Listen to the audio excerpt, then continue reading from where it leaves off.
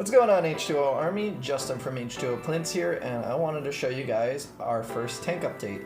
So this is going to be an ongoing series. Every day I'm going to try and deliver a update on each tank that I have for every day of the week, other than Sundays and Wednesdays when I live stream.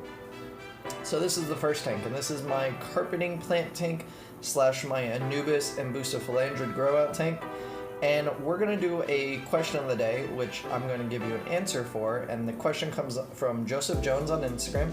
He asked, what is a great plant that we wouldn't think is low tech? And I wanted to show you guys Bucephlandra. Not a lot of people have seen Bucephlandra. It's a relatively new species to the hobby, but it's an incredibly easy. It doesn't need high light. It can grow in low to medium light. It doesn't need CO2. And it does, I mean, every plant should have fertilization, but it doesn't necessarily need a high fertilization content to grow. It will grow from normal waste produced from fish. It just may not color up as nicely as it would if it had the available nutrients it needs for that. So I'm going to show you guys some Bucephlandra species that I have and talk a little bit about them.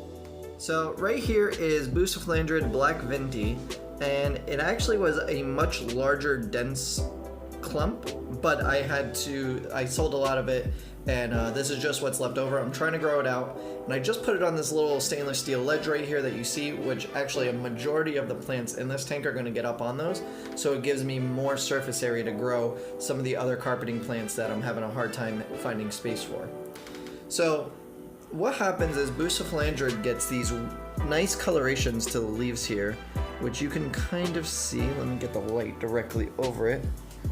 Which you can see, that's a purple reddish leaf, if it wants to focus.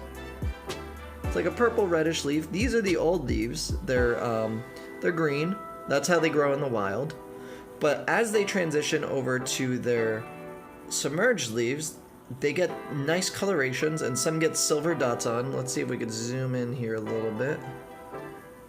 And so there you go. You can see that it's purple with these silver dots on it.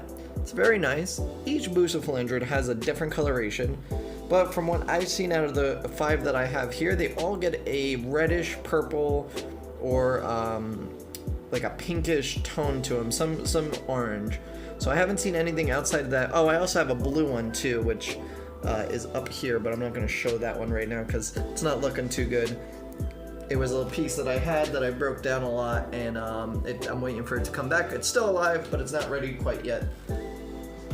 So what I want to do in this tank in the upcoming days here is I'm going to be introducing more of these stainless steel shelves to house a bunch of different species of Anubis and other plants like Bucephlandra. So for instance, this is Anubis golden right here. This is a rarer form of Anubis that not many retailers have, so I'm forced to grow it out. And I got this in a couple weeks ago. I'm just starting to get new growth on it, so I'm going to start propagating it and growing it out on those ledges a bit more. Another one is Anubis Pinto, which is actually a white one, but that's not looking too good just yet. I have to wait for it to color up and grow in much nicer. But let's take another look at another Bucephlandra just so you can see the difference in it. So this Bucephlandra right here is Buce Black Marble, and as you can see, the leaves are a much darker purple than before, but they're a lot tinier, probably about a quarter of the size of the other ones from the Black Venti. Now Bucephlandra is a lot like Anubis, where it grows along a rhizome, as you can see right here. It'll produce new leaves, which will produce a whole stem of new leaves from that point. And it doesn't need to be buried in the substrate. It's a lot like Anubis, where it should be attached to rocks or driftwood, or even it could be floated or attached to the stainless steel ledges like I showed you before. And it will just continuously produce a rhizome where new leaves will sprout up from, which you can cut off once a plant has established, I would say 3 to 5 leaves. Cut that off, plant elsewhere, and then that'll kind of increase the speed at which it will grow, because you'll have a whole nother plant.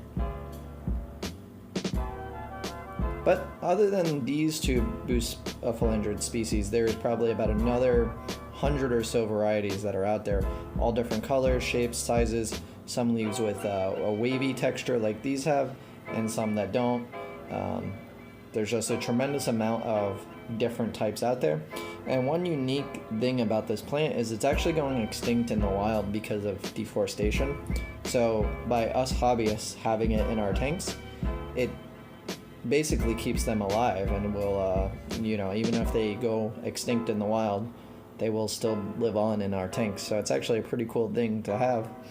And it's not becoming extinct because we're harvesting it. It's because they're actually destroying the habitat in which it grows. And it's a southern island. I can't pronounce it because I'll butcher the name, but I think it's in like the southern Indonesia area, somewhere over there that it grows in. So what happens is when it transitions from its submerged leaves, or from its immersed form, which is where it's harvested in the wild, it's very hard to find Bucephlandra sold as already submersed.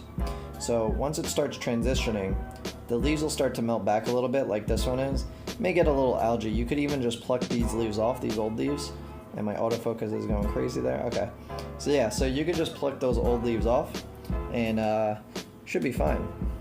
As long as you have new growth on it, it looks good. I got one little bit back here that has some cyanobacteria growing on it, which I'm actually about to take this out, trim all this back, get rid of all the decaying leaves, and just leave the rhizomes to sprout new plants. Pretty hardy plant, great for beginners, will add a tremendous amount of color to your tank. Definitely recommend it. I'll actually be getting more in. Right now I'm completely sold out, but within the next 2 weeks I should have a lot more in stock and at much more affordable prices than my previous batch of this stuff. I found a new supplier from overseas, and that's where I'm going to be getting it. So guys, leave your question for the next update, which should be tomorrow, and if I pick yours, it'll get an answer. If not, keep leaving the questions. Oops. Keep leaving the questions below, and I'll see you guys later.